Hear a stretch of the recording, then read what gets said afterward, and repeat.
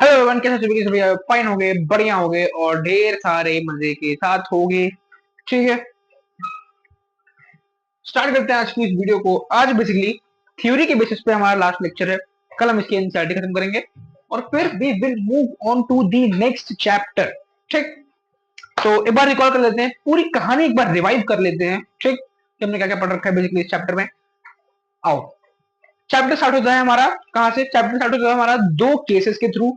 पहला केस समोन आइलैंड का। वो समोन आइलैंड के केस में हमने समोन आइलैंड की पूरी कंडीशन देखी कि समोन आइलैंड में जो लड़का पैदा होता है तो उसके साथ क्या कॉन्सिक्वेंसेस होते हैं, जब एक लड़की पैदा होती है तो उसके साथ क्या कॉन्सिक्वेंसेस होते हैं। फिर हमने अपने मध्य प्रदेश की कहानी देखी कि मध्य प्रदेश में 1960 लेट 1960 के टाइम पीरियड में क्या होता है कि जब भी कोई लड़की पैदा होती है तो 6 क्लास के बाद उनके स्कूल अलग कर दिए जाते हैं एंड ऑल दैट। वो जो फर्स्ट वाला पार्ट था वो हमने देखा। कल वाले वीडियो में बेसिकली हमने क्या देखा? कल वाले वीडियो में हमने देखा कि क्या देखा? हाँ, कि जो वर्क मेंस और वुमेन्स करते हैं उसमें लोग डिफरेंशिएशन करते हैं। लोग मेंस के वर्क को बहुत ज्यादा, जिसको हम कहते हैं बहुत ज्यादा वैल्यू करते हैं, वहीं पे वुमेन्स के वर्क को उतनी वैल्यू नहीं दी जाती है। ठीक, उसके बाद हमने क्या देखा कि हमने एक मेड की स्टोरी देखी कि वो मेड दिन भर काम करती है लेकिन फिर भी उसकी डिसरिस्पेक्ट की जाती है, डिग्निटी नहीं मेंटेन होती है उनकी वुमेन्स की, और वुमेन्स के काम को उतना हम क्या करते हैं, वुमेन्स के काम को हम उतना वैल्यू नहीं करते हैं। ठीक, इतना तक हमने कल कर लिया था। अब आज उसके आगे थोड़ा सा पार्ट बचा है, लगभग 10 मिनट का पार्ट है, उसको खत्म करते हैं और फिर कल एनसीईआरटी की डिस्कस करेंगे।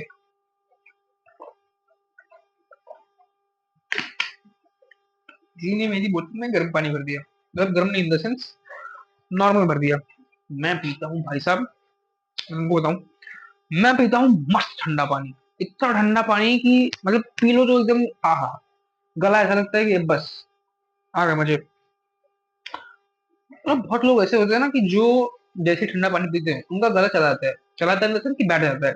लेकिन मेरी आदत सी पड़ चुकी है कि मैं ठंडा पानी पीता हूँ, मैं एकदम बर्फ वाला ठंड चिल्ड, तो मेरा नहीं जाता है गला, मेरी क्योंकि वो हैबिट बन गई है।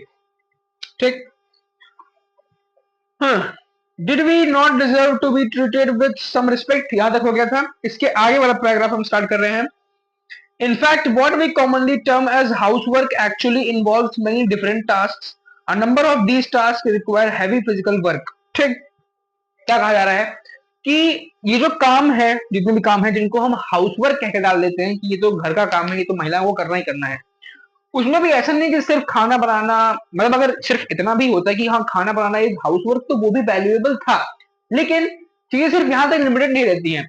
हाउसवर्क में सिर्फ खाना बनाना, झाड़ू पोछा करना ये सब नहीं आता है। कुछ कुछ वर्क्स ऐसे आते हैं हाउसवर्क में जो बहुत ज्यादा फिजिकल लेबर डिमांड करते हैं, बहुत ज्यादा फिजिकल वर्क उसमें होता है। In both rural and urban areas, women and girls have to fetch water. In rural areas, women and girls carry heavy head loads of firewood. ठीक, बहुत सारे ट्राइबल एरियाज, बहुत सारे जो विलेज वाले एरियाज हैं, उन एरियाज में हमको देखने को मिलता है कि जो अर्बन पॉट्स होते हैं, घड़े जो होते हैं, उनमें वुमेन्स बहुत दूर दूर से जो नदियां होती हैं, 4 किलोमीटर दूर, 5 किलोमीटर दूर, वहां से पानी भर के लाती हैं। खाना बनाने के लिए जो लकड़ियां होती हैं वो अपने कंधों पे लेके जाती हैं, जिससे उनके निशान पड़ जाते हैं। तो ये कुछ कुछ हाउसवर्क ऐसे होते हैं जो बहुत ज्यादा फिजिकल वर्क डिमांड करते हैं। लाइट को क्या हो गया? बैटरी चली गई क्या इसकी? चेंज होनी पड़ेगी। Tasks like washing clothes, cleaning, sweeping, and picking up loads require bending, lifting, and carrying.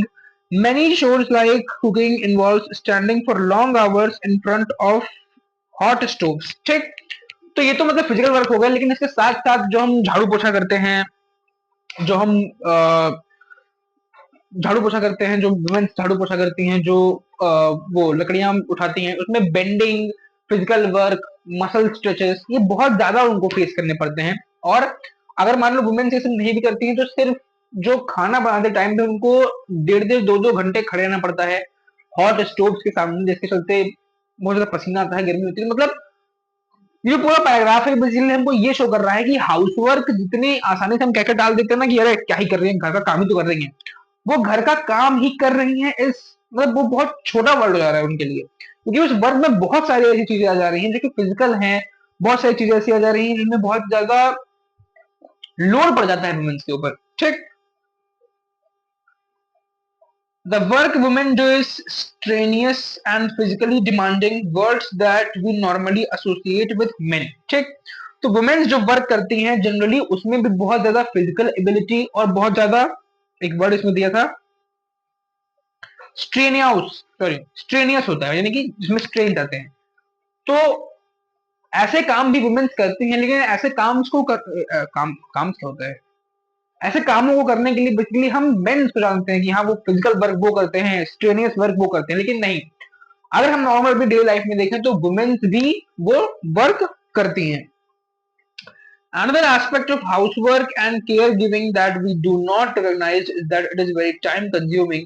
In fact, if we add up the housework and the work women do outside the home, we find that women spend much more time working than men and have much less time for leisure. ठीक। तो ये तो बात हो गई कि physical work जो उनके ऊपर पड़ता है वुमेन्स के ऊपर, वो उसके साथ साथ एक चीज, एक एस्पेक्ट जो हम मिस करते हैं वो ये है कि वुमेन्स का जो काम होता है, जो वुमेन्स वर्क करती हैं, चाहे किसी की केयरिंग करना हो या फिर चाहे किसी की केयरिंग करना हो या फिर घर का काम हो, वो बहुत ज्यादा टाइम कंज्यूमिंग होता है, बहुत ज्यादा वुमेन्स का टाइम उसमें जाता है, ठीक।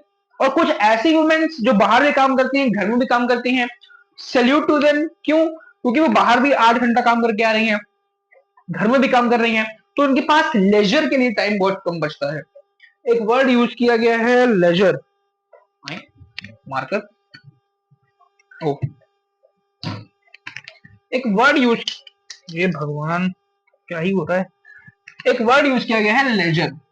अरे भाई चूना लग गया क्या? मतलब नया मार्कर लेके गया था यार, नया सा। एक वर्ड यूज किया गया है लेजर, दिख रहा है? देखो तो मुझे दिख रहा है कि नहीं?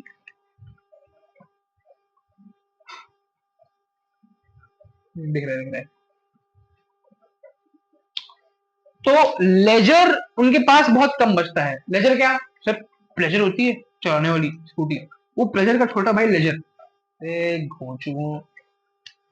लेजर मतलब फ्री टाइम, ठीक। अंग्रेजी कब से पढ़ते हो, इतनी खतरनाक कैसे है तुम्हारी? लेजर मतलब फ्री टाइम। तो वुमेन्स का जो वर्क है वो इतना टाइम कंज्यूमिंग है कि उनके पास जो लेजर होता है बहुत कम बचता है, यानी कि जो उनके पास फ्री टाइम होता है जिसमें वो रील्स स्क्रॉल कर सके वो बहुत कम होता है। और तुम्हारे पास टाइम ही टाइम है? Below is some data from a special study done by the Central Statistical Organization of India 1998-1999. See if you can fill in the blanks, ठीक।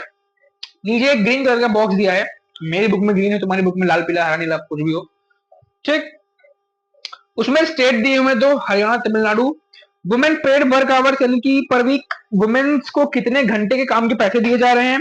Women's unpaid housework per hour, और एक हफ्ते, ये एक हफ्ते का schedule निकाला गया है कि एक हफ्ते में कितने घंटे वुमेन्स को पे किए जा रहे हैं काम करने के लिए, और कितने घंटे नहीं पे किए जा रहे हैं वुमेन्स को काम करने के लिए, और टोटल कितना वो काम कर रही हैं, ठीक।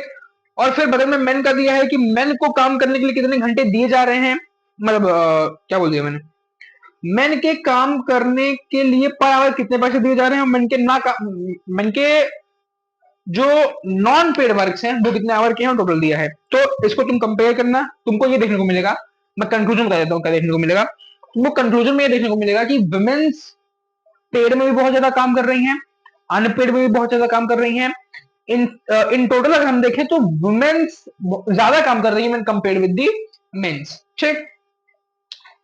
नेक्स्ट टॉपिक है women's work and equality.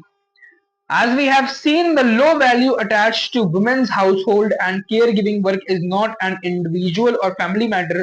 It is a part of larger system of inequality between men and women. ठीक। तो ये जो है कि वुमेन्स के काम को हम उतनी वैल्यू नहीं करते हैं, वुमेन्स के काम को हम उतने सम्मानित तरीके से नहीं देखते हैं। ये सिर्फ एक इंडिविजुअल लेवल पे या फिर फैमिली लेवल पे ये मैटर नहीं है, ये लेवल ये जो मैटर है ये नेशनल लेवल और ग्लोबल लेवल पे है। क्यों? क्योंकि कहीं ना कहीं वुमेन्स के काम को इक्वालिटी के साथ ना देखना, कहीं ना कहीं उनके साथ डिस्क्रिमिनेशन है एक तरह का, उनके साथ इनइक्वालिटी है एक तरह की। ठीक।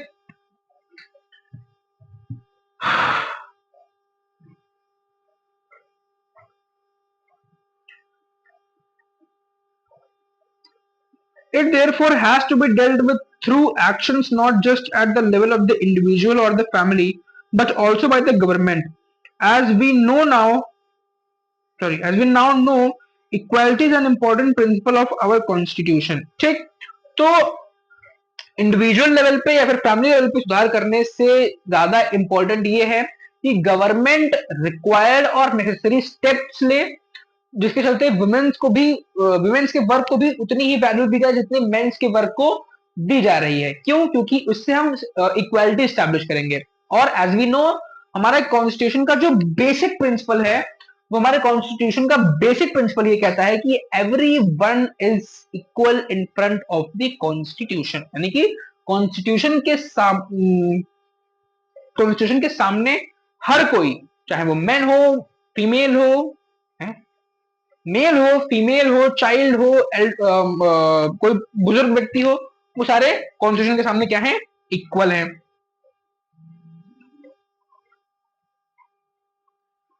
The Constitution says that being male or female should not become a reason for discrimination. In reality, inequality between the sexes exists. ठीक।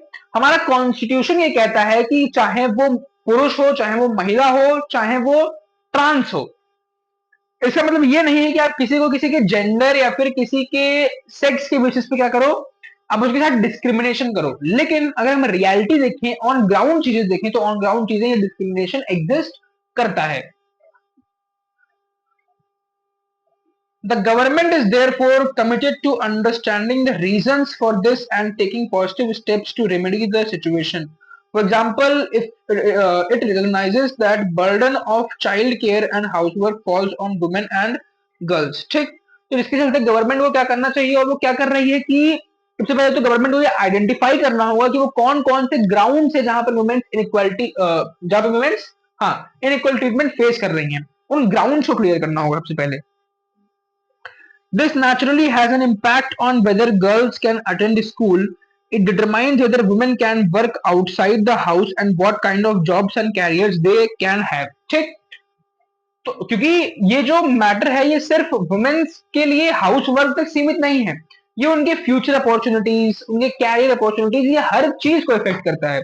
जैसे ये इनइक्वालिटी वुमेन्स को ये भी इफेक्ट करती है कि एक जो बच्ची है वो आगे चल के पढ़ेगी या नहीं पढ़ेगी। एक बच्चे के लिए कैरियर सेट कर दिए गए हैं कि बच्ची डॉक्टर ही बन सकती है, इंजीनियर नहीं बन सकती है, क्यों नहीं बन सकती है?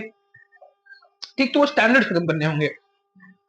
The government has set up Anganwadis or child care center in several villages in the country.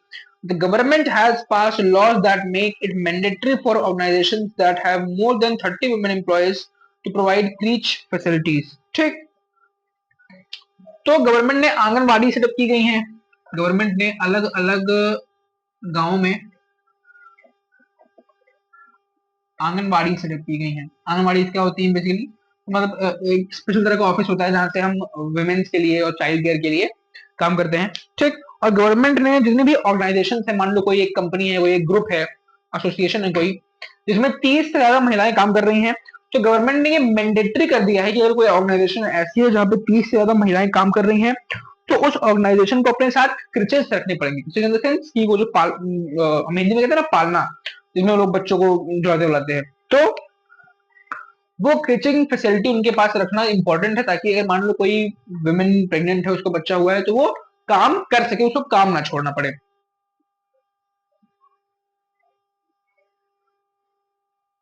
The provision of riches helps many women to take up employment outside the home. It also makes it possible for more girls to attend schools. ठीक।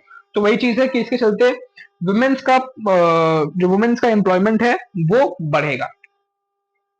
इसी के साथ ये chapter होता है समाप्त। लिख देंगे, बड़ा बड़ा लिख देंगे, थ्योरी डन। अब चल रहे हैं हल्का हल्का। हाँ, थ्योरी हो चुकी है इस चैप्टर की समाप्त। कल हम इस चैप्टर की एनसीईआरटी डिस्कस करेंगे। अच्छा एक चीज बताओ, बताना अभी,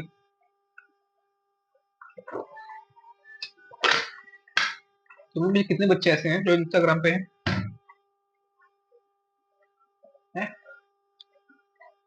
इंस्टाग्राम पे होना और इंस्टाग्राम का एडिक्ट होना, दोनों में डिफरेंस है।